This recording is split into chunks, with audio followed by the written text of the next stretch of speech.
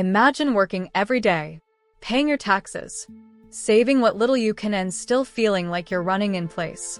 You've been told that hard work, discipline, and smart choices will make you wealthy. But the truth is harsher. For most people, the system is designed for you to stay poor. Every coin you earn, every loan you take, every small investment, it has already been calculated by someone above you. Why does the will never stop? Why does it feel like no matter what you do, the gap only grows year after year, generation after generation? This isn't just a feeling. It's a pattern.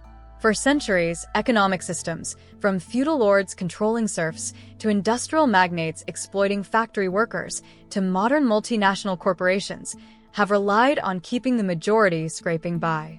Only a small percentage controls wealth, access to education, capital, and opportunity. These cycles repeat across centuries, across nations, across generations. The many work, the few profit. Consider feudal Europe. Peasants labored from dawn to dusk, producing harvests, while lords claimed the majority of the crops. They had almost no freedom and almost no chance to improve their status. Move forward to the Industrial Revolution. Factories were crowded, dangerous, and poorly ventilated. Workers, including children, endured 14-hour shifts for wages that barely kept them alive. Meanwhile, industrialists amassed fortunes that shaped the foundations of modern capitalism. These patterns evolved with society, but the principle remained: labor for the many, profit for the few. Even today, the pattern is unmistakable. The top 1% owns over half of the world's wealth. Meanwhile, billions live paycheck to paycheck.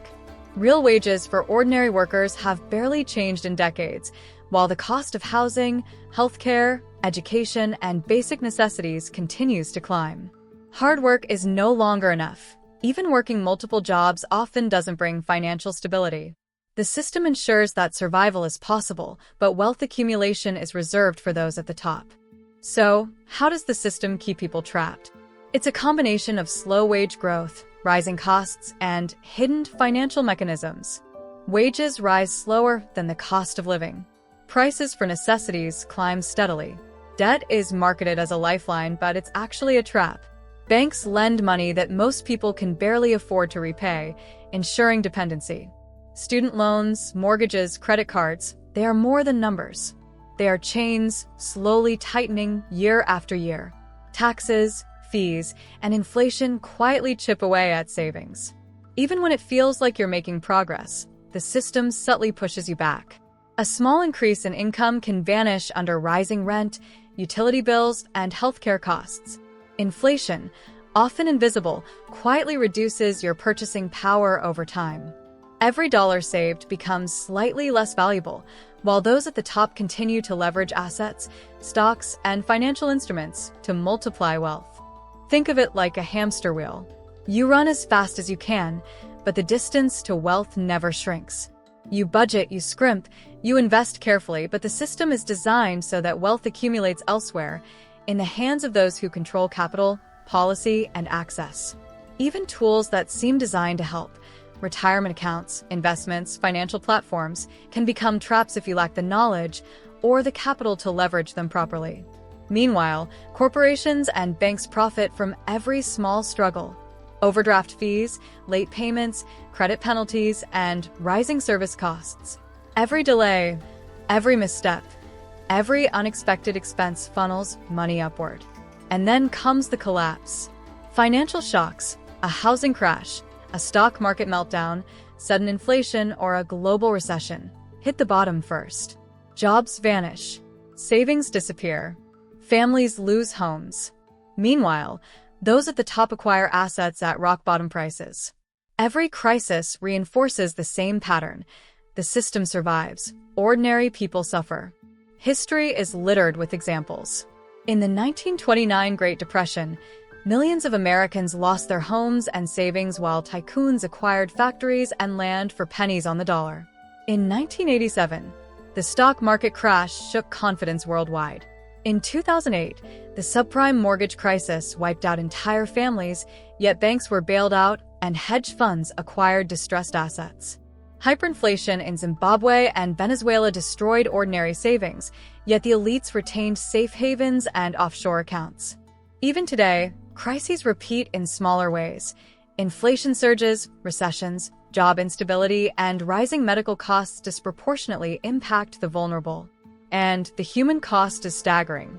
Families lose generations of savings. Parents cannot afford education for their children. Small business owners go bankrupt overnight, and dreams of stability collapse. Meanwhile, billionaires and corporations emerge from crises stronger than before, buying assets at rock-bottom prices, lobbying for policies that favor them, and ensuring that the cycle continues. The system is designed to endure, even thrive, on the suffering of the many. So what does this mean today? Millions are trapped in low-wage jobs, living paycheck to paycheck. Debt keeps families dependent. Social mobility declines. Opportunities remain concentrated at the top. Economic freedom becomes more myth than reality.